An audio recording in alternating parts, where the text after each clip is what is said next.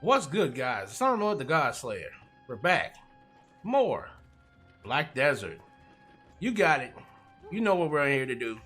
Today we're here to talk about, you know, expressing yourself a little more with your character combat-wise, um, and making your character a little bit more personal to you and your playstyle. Um,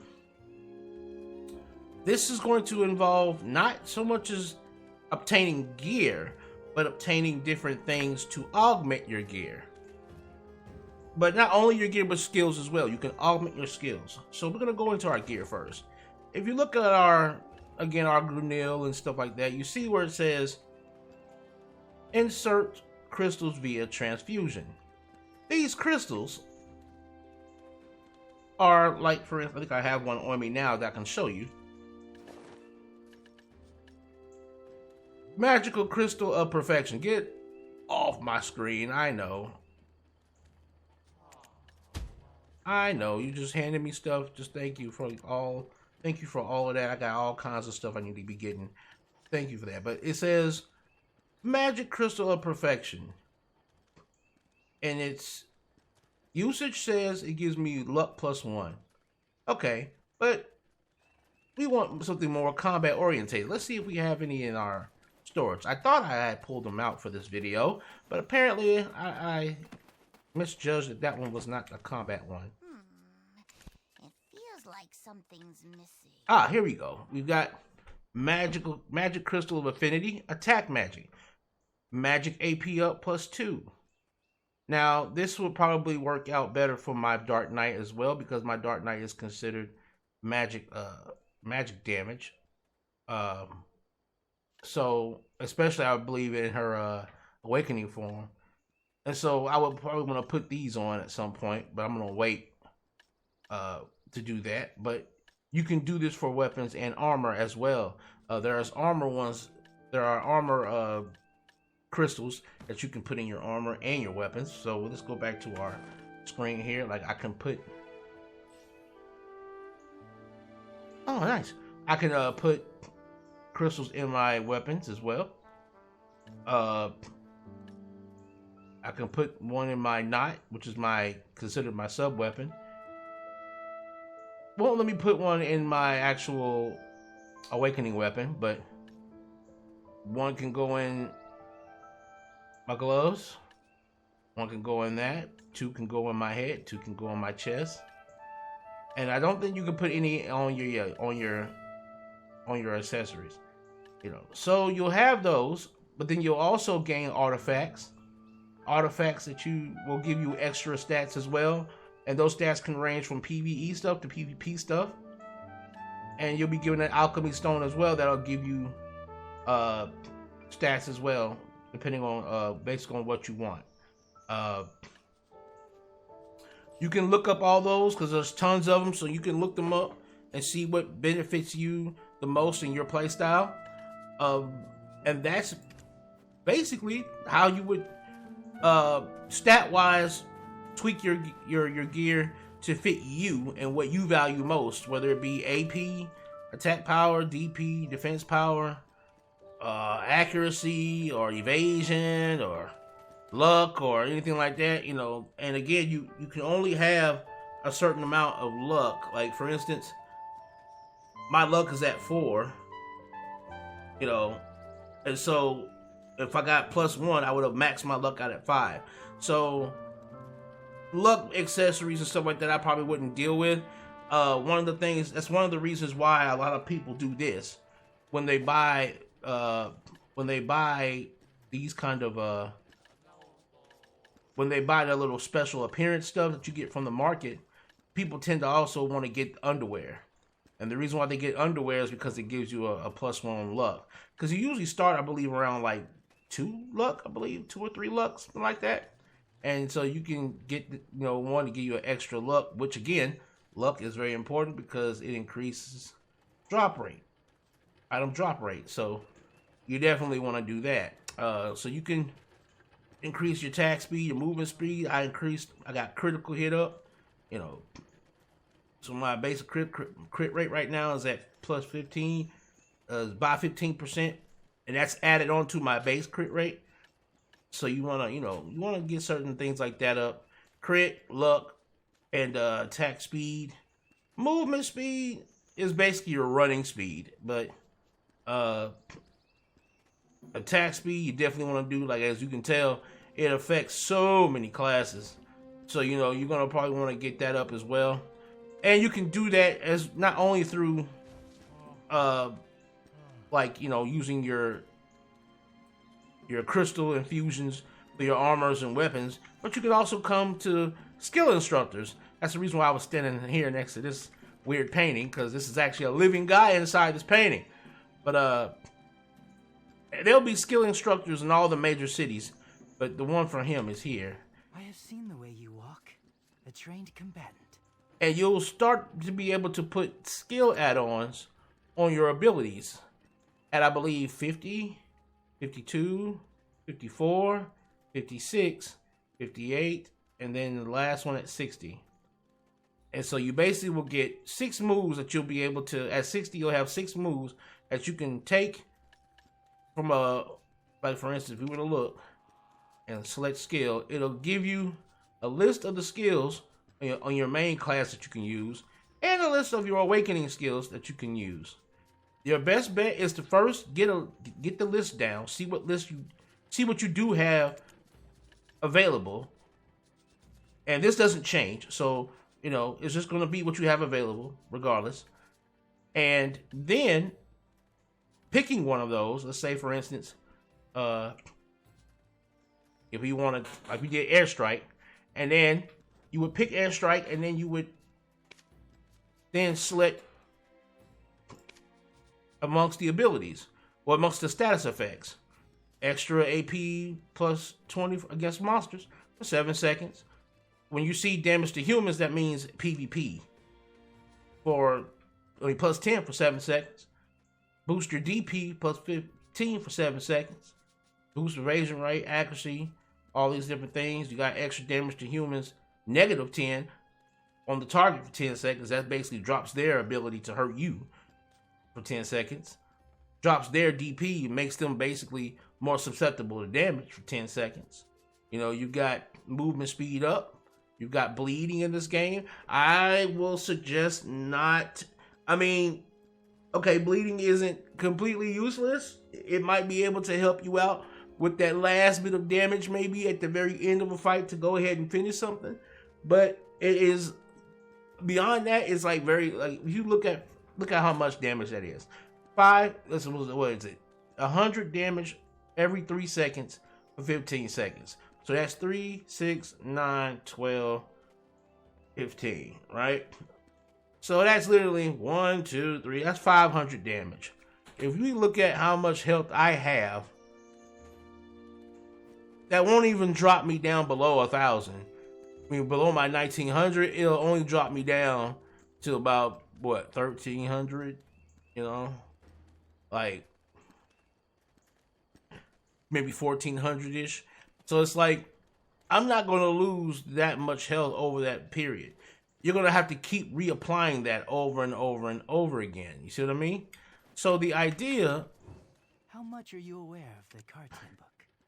Is you might want to put a bleeding on 1 or maybe 2 things, but you don't want to have bleeding on everything. Now, I just threw some stuff together earlier just to play around and test it out. But you'll want to take moves that you're going to be using a lot, and then you're going to want to take those moves and you're going to want to put the things that to help you out a lot. Like, for instance, I'm going to actually put a lot more attack speed on this character because I want her to be able to attack faster. I've become like this after sealing the cartoon. And because she'll already be quite tanky by the time I'm done with her. The idea is I'm going to then try and instead start adding on things like DP drops to constantly keep, the opponent weak to my attacks. And mix in some DP pluses to keep me, a little bit more beefy. Things like that. Maybe drop their accuracy or add to my accuracy. It's something that you'll be able to take 6 moves and tweak out, and when you have them, when you look at the moves themselves, you'll see at the very bottom it says skill add-on, and it'll show you the additional ability that you have placed on it, the additional effects you placed on it. And it will continue to pervade all the way through. As you see at the end here, it still shows it in the absolute, and it will show it again. It will also show it for prime as well. All right, so you can actually straight up, go a whole bleed build where everything you do just keeps reapplying bleed to your opponent, so the opponent stays bled the entire time. Or you can just, keep adding on. You can just add on things that constantly keep dropping their defenses, or things that keep giving you a stronger AP, more attack power, or you can just tweak things out to the stats, or to the type of things that you would value in your combat.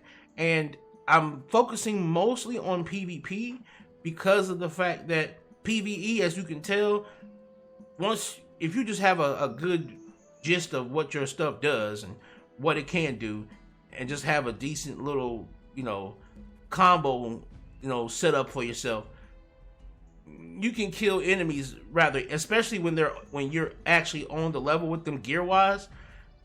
PvE enemies become basically not a threat. It's PvP that you want to worry about when it comes to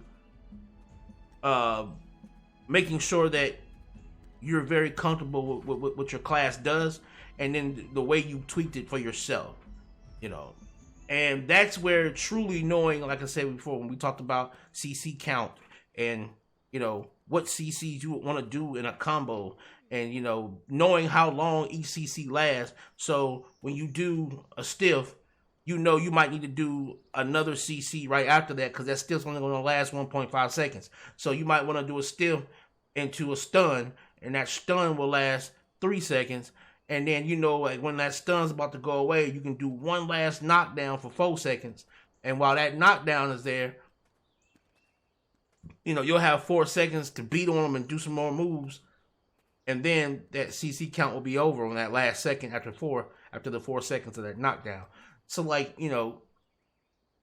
that's important to get in your head and get down in terms of your move list, or what you would put alongside what you would put down here on your little hot bars, and of course, muscle memory for your fingers, so that you would know how to string together a good combo between status effect, damage, or CC damage, CC damage, like that. And the key is for the second time you do that. CC damage is 1 phase, CC damage is 2 phase, CC damage is 3 phase. The key is you kind of want them to die by the second phase. But if they don't die by the second phase, you want them to at least be down by the second phase, or at least be down by the third phase. And if they're super tanky, you might have to do a 4th phase to kill somebody. But traditionally, I've seen people die with about the second phase. They get, the combat starts, they get CC'd, some damage comes out by like 1 or 2 abilities. They'll get out of that, they'll recover from that CC, immediately get CC'd again, they'll get damaged again by some other abilities, and then by that time they're dead. That's the reason why, again, bleed doesn't really work well. And then on top of that, on the enemies, bleed is you won't see its true effects at all. Bleed, again, doesn't do much to the enemy's health to be effective that way. I mean, you might want to have 1 on there just in case. I don't know. I mean, I'm so used to status effects in other games being very, very powerful, but here in this game, bleed is not really all that strong. I haven't really seen dots in this game be very strong, except for with Wusa.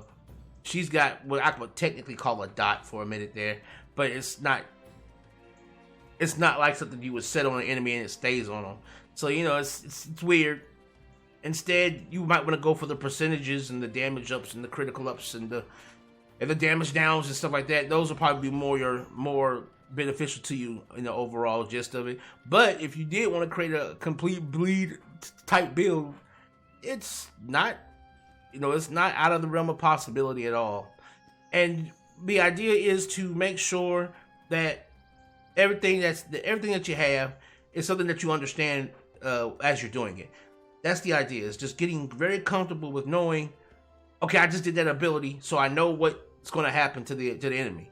They're going to get knocked down, or they're going to get knocked back, or whatever like that. And I know what my skill add-ons are going to do to them, so I know that they're either going to have DP down, so I need to start putting out damage to take advantage of that lack of defense, or they're going to be, or they're going to have their evasion down. So now I know I can kind of, be a little less dodgy and be a little bit more aggressive, melee wise, because they're going to probably miss me a couple of times because their accuracy is down, so you'll have to play around with that and see how you like to do things.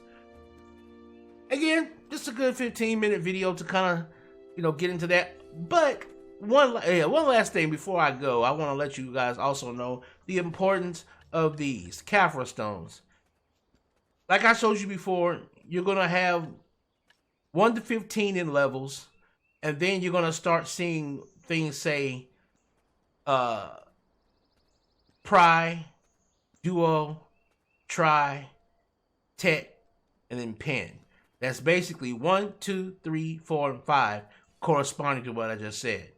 Pry is 1, duo is 2, try is 3, tet is 4, pen is 5, and pen is considered the max you can enhance any piece of item, whether it be armor or weapons, right?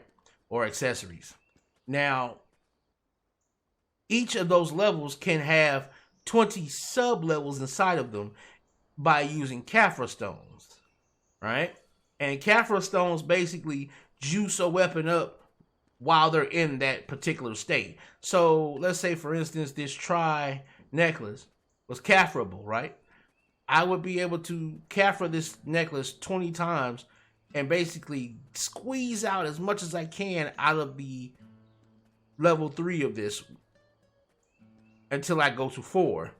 And then I will have to do that again for the Caphras. So just remember that Caphras will also be very important. Thanks guys for watching. This one was short, but I did want to get this one out as like the true ending to the combat area, because after that, it's just picking the class you like and getting down. I'm Amon-Rellik the Godslayer. We are out.